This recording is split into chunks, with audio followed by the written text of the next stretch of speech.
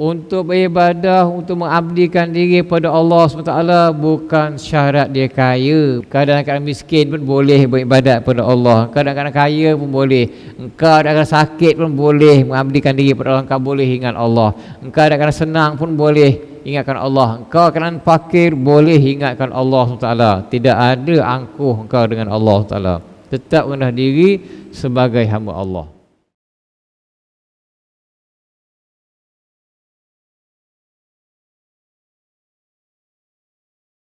An-nasu niyam, manusia itu tidur. Fa iza matu, bila mati intabahu, sadar, baru sadar. Melalai, dah mati baru sadar. Wa iza intabahu, bila sadar terjaga, tidur terjaga, dah mati baru terjaga, baru sadar, nadimu, nyesal. Nak balik ke dunia, nak itu, nak buat ini, nak buat ini, tak ada. Wa iza nadimu, apabila menyesal, lam tanfa'humun nadamatu, tidak bermanfaat bagi mereka itu, bagi manusia itu penyesalan. Sesal tidak ada manfaat. Dah mati baru menyesal, dari akhirat baru menyesal, tidak ada gunanya. Kalau kat dunia selagi lo mati, apa je perkara tu kita menyesal, masih lagi ada manfaat.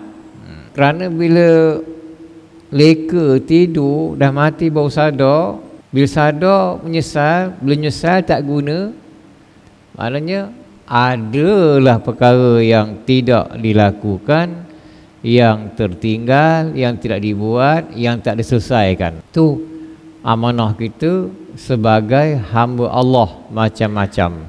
Apabila Nabi Yunus ditelan oleh ikan paus, telan, maka kawan ikan paus itu datang. Ialah ikan paus, ada yang betina, ada yang jantan. Macam kita juga manusia, ada perempuan, ada lelaki, ada beruk jantan, ada beruk betina, ayam jantan, ayam betina. Bila yang seekor tu datang kepada kepada ikan paus yang menelan Nabi Yunus alaihissalam itu, masuk dalam perut, datang ikan paus yang lain, maka yang menelan Nabi Yunus alaihissalam itu, dia cakap, "Iktazilni, jauhi diri daripada aku, asingkan diri daripada aku, jangan dekat aku." Asingkan, asingkan diri daripada aku, maknanya jangan dekat aku. Aku sekarang ini sedang menanggung amanah. Tu ikan paus cakap, aku sekarang sedang menanggung amanah. Maknanya amanah dia apa? Tu Nabi Yunus ada perut dia tu, telan. Aku sedang menanggung amanah, jangan dekat aku, asingkan diri. Maknanya Syekh Rahman Al-Safuri dalam kitab mengatakan bahawa kita tahulah bahawa ikan paus itu ialah ikan paus betina. Kalau member tu datang kacau dia, ganggu dia, nanti dia bertelur ke, dah susah. Pasal apa? Nabi Yunus tu ada dalam perut dia. Asingkan diri daripada aku, kata dia. Tu di situ dapat tahu bahawa dia cakap jangan dekat aku, asingkan diri, jauh. Kerana aku sekarang sedang menanggung amanah.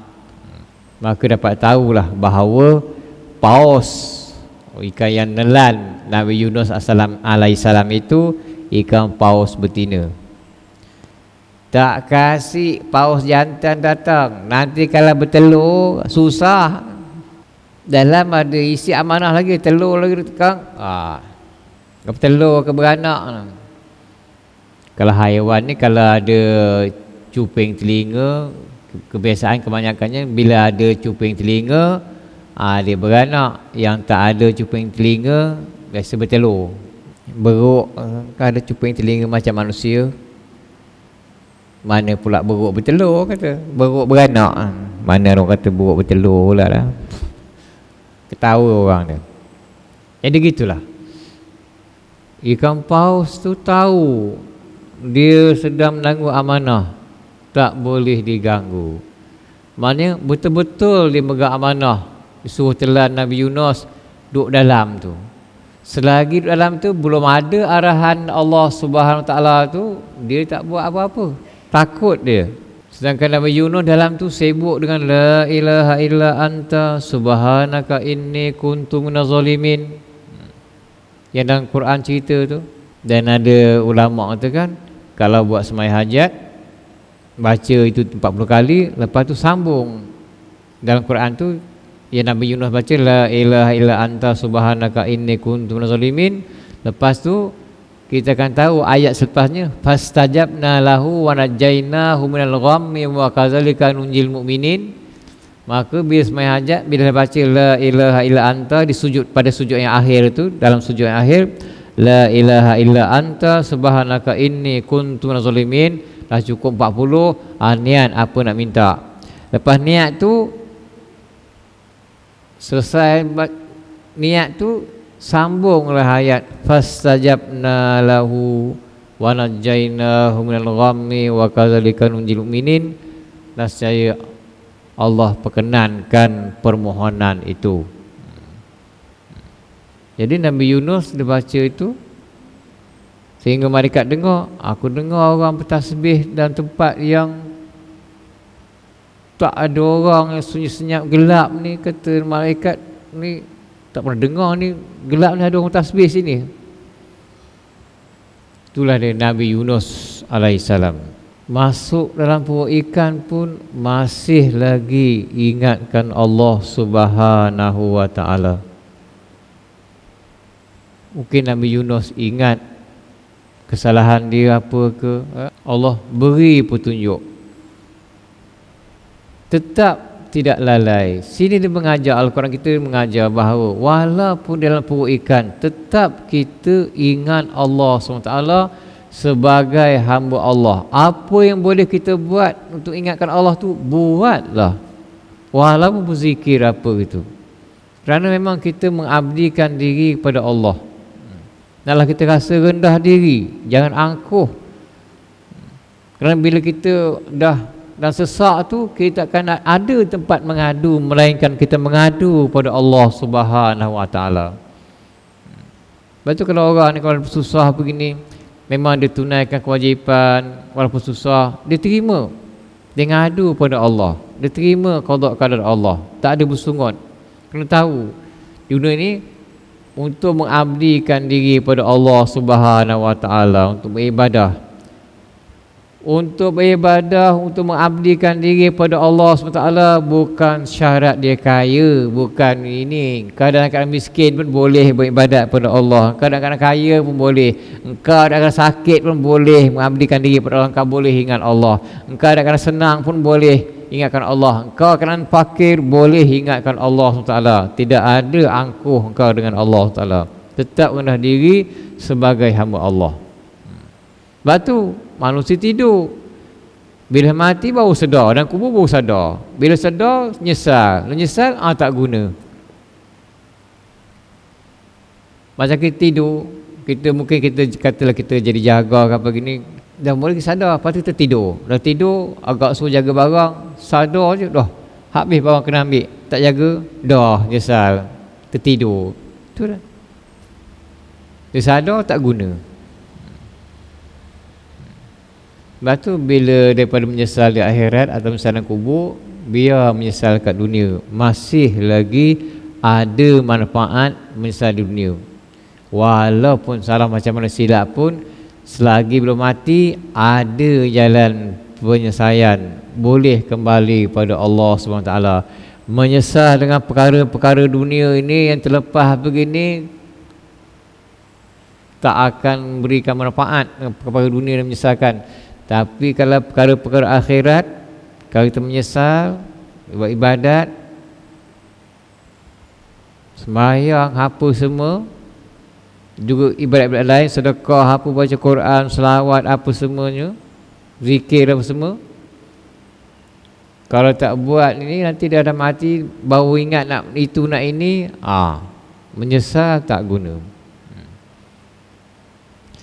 Sebab tu bila hidup ni jangan kita angkuh. Bila kita angkuh nanti dah kita ambil sifat Allah tu, takabur, angkuh, takabur. Dah berusaha sifat angkuh, takabur. Kerana takabur sifat Allah, bukan sifat kita. Nanti lalai. Kalaulah manusia ini dia angkuh dengan Allah Taala, mengatakan dia mana buat ini, tak ada. Walaupun kita telah melakukan ibadat, tetap juga kita anggap itu adalah tugas kita. Tidak ada apa rasa kita nak angkuh, nak rasa ini dah buat ini, dapat ini, tidak. Kita tunaikan saja. Tentang pembalasannya serah pada Allah Subhanahu Wa Taala. Kata Sahal lagi dalam itu, Iza amal al-abdu hasanatan, bila seorang hamba itu melakukan kebaikan, waqala, katalah hamba itu cakap, ya Rabb, wahai Tuhanku, antal lazi waffaqtani wa a'antani, ya Allah Tuhanku. Katalah kita buat kebaikan, hamba itu buat kebaikan, kata senang kita faham kita lah. Kalau kita buat kebaikan, kita cakap pada Allah, ya Allah, Engkau telah sepakati aku. Macam kita contohnya kita dapat main tahajud tadi ke malam, dapat baca Quran malam, ya Allah, Engkau telah sepakati aku, dan Engkau telah tolong aku, wa antani, Engkau telah bantu aku untuk bangun sembahyang tahajud, untuk bangun ke masjid, main subuh, sembahyang jemaah, dapat nak kuliah, Engkau telah bantu aku. Maka Allah pun firman, anta at'amta, kau telah beri rendah, kau tamak nak buat kebaikan, wa anta taqarrabta, dan kau tu hampir dekat dengan aku. Begitulah Allah jawab, engkau memang kehendak ini, engkau sesungguh buat, dan kau dekat dengan aku. Itu. Walaupun kita dapat sembahyang tahajud, dapat baca Quran, dapat zikir, dapat apa, jangan kita bangga. Kerana semuanya itu Allah sepakati kita, ya Allah bantu kita untuk dekat dengan Dia, untuk taatkan Dia. Jangan kita cakap, ya Allah aku dah sembahyang tahajud malam tadi, aku dah baca Quran lagi, aku dah banyak berzikir malam tadi, aku dah banyak selawat dah, banyak ini. Jangan kita cakap macam gitu. Kita kena beradab dengan Allah Subhanahu Wa Taala. Kerana kalau Allah tak bantu kita untuk bangun, tak bangun kita. Kalau Allah tak izin kita bangun, tak bangun kita, tidurlah kita sampai pukul 8 pagi kita bangun. Kalau wa in qala, kalau hamba tu cakap, kalau kita cakap, ya Rabb Tuhanku, ana amil tu, aku dah buat ini, aku dah buat tadi, aku dah buat ini, aku dah buat ini, aku dah sedekah dah, aku dah main tahajud, aku dah ini, macam-macam. Allah jawab, anal lazi qaddartu, aku yang takdirkan kau buat tu, kata Allah. Summa ya'ridu anhu, kemudian Allah berpaling kepada hamba tu. Juga yang kita cakap, ya Allah aku dah buat tu, ya Allah aku dah sembahyang, ya Allah aku dah puasa, ya Allah aku dah buat haji, ya Allah gini. Tetap jangan buat. Jangan cakap macam itu. Kalau cakap macam itu, Allah cakap, itu takdir aku dah takdirkan pada kau. Lepas tu Allah paling pada kita. Maksudnya Allah tak pandang kita. Dah buat, cakap bising. Wa iza amila sayyi'atan, bila seorang hamba tu melakukan keburukan, kejahatan. Kalau lah orang tu buat jahat, buat dosa, dia cakap, ya Rabb, wahai Tuhanku, anta qaddarta alayya, engkau tak takdirkan aku gini, engkau tak takdirkan aku gini. Ghadiballahu alayya, Allah marah dia. Allah murka pada hamba tu. Dah buat salah gini, ya Allah ni takdir kau, kita takdirkan. Gitu pula dia. Allah marah. Apa Allah jawab? Anta asaita, engkau yang buat maksiat, engkau yang melakukan maksiat. Wa anta asata, engkau yang buat keburukan, kau sendiri yang burukkan diri engkau. Nak kata ini takdir engkau, tak ada apa. Habis engkau, apa usaha engkau sebagai hamba Allah? Macam-macam persoalan boleh ditanya kepada kita. Tetapi kalaulah hamba itu, kalaulah kita rasa rendah diri pada Allah SWT, walaupun kita bersalah, walaupun dosa kita banyak, walau apa kita ilmu banyak, kita alim macam mana pun, kita ada kelebihan macam mana pun, kita kaya macam mana pun, kalau kita salah pun, kalau cakap, Ya Rabb, wahai Tuhanku, ana zalamtu nafsi, aku telah menzalimi diri aku sendiri. Kalau kita salah, wa asa'tu, dan aku telah burukkan diri aku.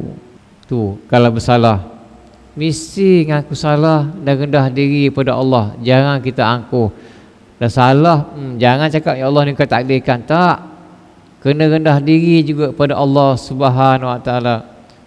Wahai Tuhanku, aku telah menzalimi diri aku sendiri dan aku telah burukkan diri aku sendiri. Aku telah melakukan keburukan, kejahatan. Maka Allah Subhanahu Wa Taala dengan penuh kasih sayang dan rahmat, dia mengatakan kepada hamba itu, ana qadaitu, aku telah menghukumkan, wa ana ghafartu wa satartu, aku ampunkan kau dan aku tutup keaiban kau, kesalahan kau, dosa kau.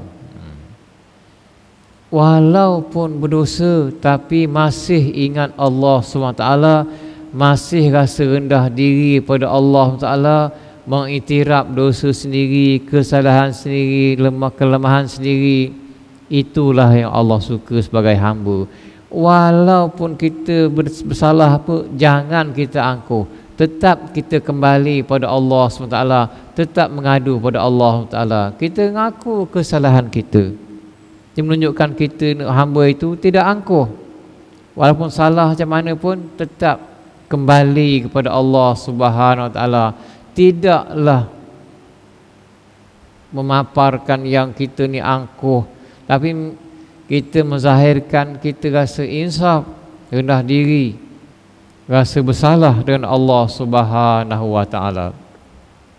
Sebab itulah Al-Quran itu, wa iza fa'alu fahishatan, disebutkan apabila hamba itu wa iza fa'alu fahishatan, melakukan satu keburukan, dosa, wa fa'alu fahishatan au zalamu anfusahum, ataupun menzalimi diri mereka, fastaghfirullah, maka mereka mohon keampunan kepada Allah Taala. Maka sedar diri dosa, mohon keampunan. Fastaghfirullah li dzunubihim wa ma yaghfiru dzunuba illallah, dan tidaklah mengampunkan dosa itu melainkan Allah Taala. Kerana kita tahu yang mengampunkan dosa kita hanya Allah SWT. Yang semua kita lakukan ini kita buat atas kesepakatan Allah. Kita berusaha. Kalau kita rasa kita ni dapat buat ibadat gini, kita sebut pemberian Allah SWT. Kalau kita rasa kita ditipu musibah, kita sabar.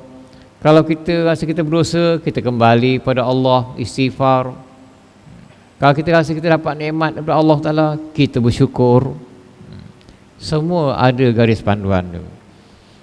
Sini kalau kita iktiraf dosa kita, kelemahan kita, kita ngadu pada Allah. Macam kita kan, contohnya kan tadi kita tak dapat, selalu kita mungkin sembahyang tahajud ataupun dapat baca Quran, tiba mungkin penat ke, sadar tu subuh saja dapat juga masjid apa contohnya, cakap ya Allah, malam tadi tak dapat aku tahajud, ya Allah kenyang sangat aku, silap aku tadi kenyang sangat tak dapat bangun, tapi alhamdulillah dapat juga bangun subuh, dapat pergi masjid. Jadi kita rasa mungkin kita silap, ngaku depan Allah SWT, bukan kita rasa nak angkuh. Jangan kita cakap ya Allah, aku dah sedekah banyak, aku banyak buat puasa Senin Khamis, aku banyak sedekah, aku dah banyak baca selawat, aku dah banyak banyak baca Quran, aku dah banyak selawat. Jangan gitu dengan Allah SWT. Kita sebagai hamba dia semuanya dengan ketetapan Allah, Allah bantu. Lepas tu kita kena rasa syukur pada Allah SWT. Lepas tu bila Nabi sallallahu alaihi wasallam mengajar Anas bin Malik bila doa, dia kata, bila kalau kau ingat aku, kata Nabi, bacalah Allahumma inni ala zikrika wa syukrika wa husni ibadatik. Ya Allah, Allahumma, ya Allah, Allahumma tu maknanya ya Allah. Allahumma inni, bantulah aku, tolonglah aku, gerakkanlah aku. Macam-macam.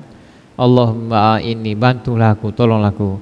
Allahumma inni ala zikrika, untuk mengingatimu, untuk ingat kepadamu. Allahumma inni ala zikrika wa syukrika, dan bantu aku untuk supaya aku bersyukur padamu. Bersyukur padamu, jangan kufur, bersyukur. Allahumma inni ala zikrika wa syukrika, tolong supaya ingat padamu, syukur padamu. Wa husni ibadatik, dan elok ibadat aku padamu, elok pengabdian kita kepada Allah Subhanahu Taala. Begitulah yang diajarkan oleh Nabi sallallahu alaihi wasallam kepada Anas bin Malik, supaya kalau ingat lepas mayang baca doa tu. Kita lepas mayang paling kurang pun nak doa pun, kalau bila kita paling kurang pun kita dah beri salam kan, dah doa je, bacalah Allahumma inni ala zikrika wa syukrika wa husni ibadatik. Kalau kita jadi imam, Allahumma inna ala zikrika wa syukrika wa husni ibadatik. Kalau kita seorang diri pun kita baca Allahumma inna ala zikrika wa syukrika wa husni ibadatik pun tak ada masalah. Macam doa-doa kunut juga, kita baca sampai seorang diri, Allahumma hdini fiman hadais wa afini fiman afait. Kita baca Allahumma hdina fiman hadais wa afina fiman afait, tak ada masalah. Sebab kita doa Rabbana atina fid dunya hasanah, kan Al-Quran Allah ajar tu, Rabbana atina fid dunya hasanah. Kalau kita Rabbana atini fid dunya hasanah, itu kalau seorang, tapi Allah ajar Rabbana atina fid dunya hasanah, gunakan lafaz jamak supaya kita ingat orang lain, supaya orang lain pun dapat kebaikan daripada kita. Begitulah. Tak ada kita ingat seorang nak seorang je, tapi kita ingat. Masa kita jadi imam keluarga, elok Allahumma inna ala zikrika wa syukrika wa husni ibadatik. Ya Allah, bantulah kami untuk mengingatimu, supaya kita ingat pada Allah selalu. Wa syukrika, dan kita bersyukur pada Allah SWT. Kita doa, kita jadi imam keluarga kita kan, wa husni ibadatik, dan elok ibadat kami kepadamu. Dan keluarga kita doa, mudah-mudahan ni keluarga kita, doa kita, dengan usaha kita, ibadat kita dengan Allah Ta'ala rendah diri, keluarga kita elok, anak-anak kita mudah taat, anak-anak kita mudah dengar kata, mudah ibadat, tahu, suka buat kebaikan, tak suka buat kejahatan, suka ilmu pengetahuan, mudah belajar. Begitulah. Kerana semua tu Allah yang bantu. Sebab itulah semua ini Allah yang sepakati kita, Allah yang bantu kita. Sebab itulah elok kalau kita buat baik tu, memang kita cakap ya Rabb, ya Allah, kau telah sepakati aku, telah menolong aku. Allah, kita cakap tu, Allah kata antal lazi, kita cakap kepada Allah, antal lazi wafaqtani, kau telah sepakati aku buat kebaikan ni, alhamdulillah kau telah tunjuk aku buat kebaikan. Kata kita lepas kita beri sumbangan banyak itu, ya Allah, kau telah sepakati aku buat ini, wa antani, kau telah bantu aku buat kebaikan ini, kau telah buka hati aku untuk buat kebaikan ini. Maka Allah Subhanahu wa taala pun bercakap, anta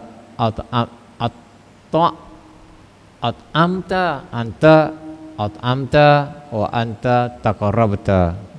Kau nak buat ini dengan penuh rasa suka buat kan, macam tamak nak buat kebaikan, bagus. Buat tamak pun tamak untuk buat kebaikan, tak apa.